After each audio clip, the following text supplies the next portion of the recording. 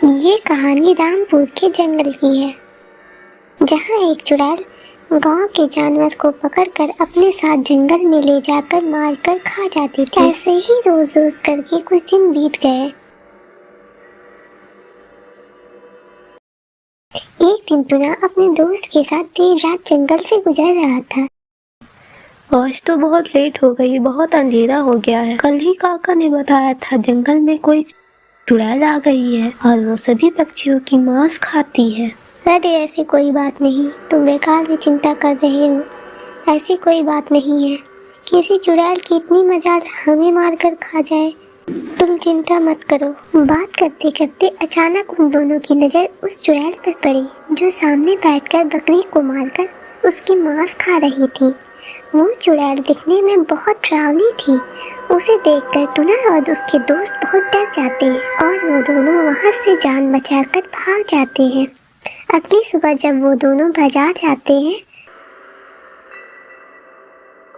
तभी टुना अपने दोस्त से कहता है, मिट्टू काका ने बिल्कुल सही बताया था। हमारे गांव में एक चुड़ैल आ ही गई है, जो सभी पक्षियों को मारकर उसकी मांस खा रही है। हम कब तक उस चुड़ैल से डरकर भागते रहेंगे? हमारे जंगल के पक्षियों ने उस चुड़ैल का क्या बिगाड़ा है? आखिर वो क्यों ऐसे कर रही है? ऐसा ही रहा तो हमारे जंगल में एक भी पक्षी नहीं बचेंगे। हमें कुछ न कुछ तो करना ही पड़ेगा। ऐसा कहकर वो दोनों मिट्टू काका के पास जाते हैं और उन्हें सारी बात बताते हैं। काका, आपने बिल्कुल सही बताया था। हमारे जंगल में एक चुड़ैल आ गई है। कल हमने उस चुड़ैल को देखा, वो बकरी को मारकर उसकी मांस खा रही थी। ऐसा कब तक चलता रहेगा? हमें कुछ ना कुछ जल्दी करना पड़ेगा, नहीं तो जंगल में कोई भी पक्षी नहीं बचेगा। काका टुना की बात सुनकर सोचने लग जाते हैं। एक दिन वो चुड़ैल आधी रात जंगल में मांस खा रही थी। अरे वाह, ये बकरी कितनी मजेदार थी, बहुत मजा आ गया। ऐसे ही करके जंगल के सारे जानवरों और पक्षियों को मारकर खा जाऊंगी। इस जंगल में कोई नहीं बचेगा।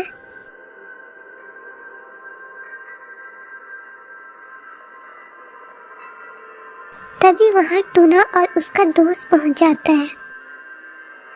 अच्छा, तुम ही है वो जो जंगल के सारे पक्षियों को मार रही हो? हमारे जंगल के पक्षियों ने तुम्हारा क्या बिगाड़ा है? तुम्हारी इतनी हिम्मत, मुझसे जुबान लड़ा रहा है। काश तो मैं तुम दोनों को मारकर खा जाऊंगी। तभी वहाँ काका पहुँच जाते हैं और अपने साथ एक बड़ा सा जाल लेकर आते हैं। वो उस जाल में उस चुड़ैल को फंसा देते हैं और कहते हैं, अब तुम्हारा खेल खत्म। तुमने बिना वजह हमारे जंगल के पक्षियों की जान ली है। बुरा करने का अंत बुरा ही होता है। ये कहकर काका उस चुड़ैल को आग लगाकर जला देते हैं और वो जलने लगती है। इस कहानी से हमें यह सीख मिलती है कि बुरा का अंत हमेशा बुरा ही होता है। रामपुर के जंगल में टुना रहता था। वो बहुत ही गरीब था। रोज रात को जब जंगल में सभी सो जाते थे, तब उस जंगल में पास वाले जंगल से एक पक्षी डायन रोज बकरी चोरी करती थी और जंगल में जाकर बकरी को मार कर खा जाती थी। ऐसे ही रोज रोज करके बकरी चोरी होती गई। एक दिन टुना अपने घर के आंगन में आकर देखा कि आज एक बकरी कम है।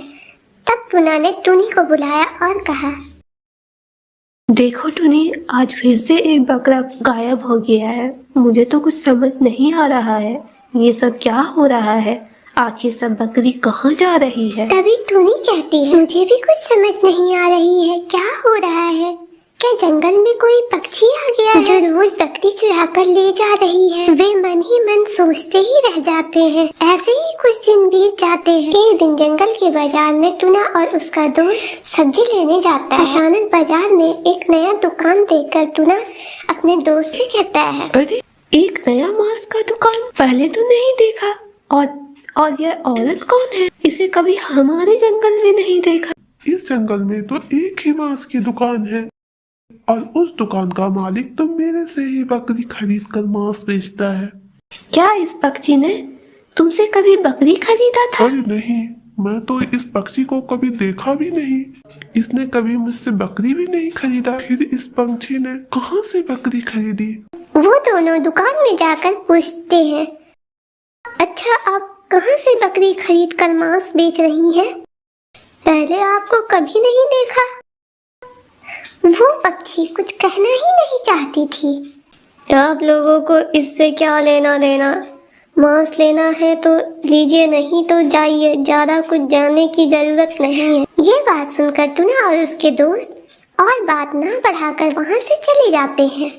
घर आकर टूना और टुनी जब बात कर रहे थे तभी टूना टुनी से कहता है, बाजार में मांस की एक नया दुकान खुला है। उस दुकान में एक औरत मांस बेच रही है, पर मुझे समझ नहीं आ रहा है वो मांस कहाँ से खरीद रही है।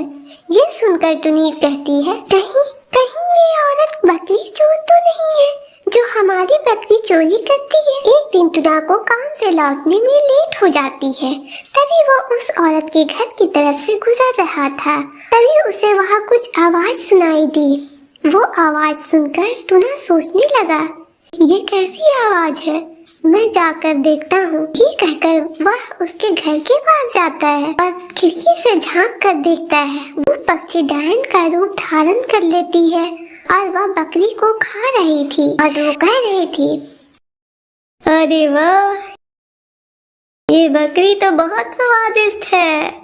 चलो एक और बकरी चुरा लाती हूँ। उस बकरी को आधा काट कर खा जाऊंगी, आधा दुकान में बेच दूंगी, बहुत मजा आएगा। ये सब देखकर टूना अंदर चला गया और पक्षी डायन से पूछा, अच्छा तुम ही हमारे बकरी चुरा कर लाती हो? हम लोग इतने गरीब है, क्यों हमारा इतना नुकसान कर रही हो? क्या चाहती हो तुम? तेरी इतनी हिम्मत, मुझसे इतना सवाल कर रही हो, आज तो तुम्हें ही मार कर खा जाऊंगी। टूना डर जाता है।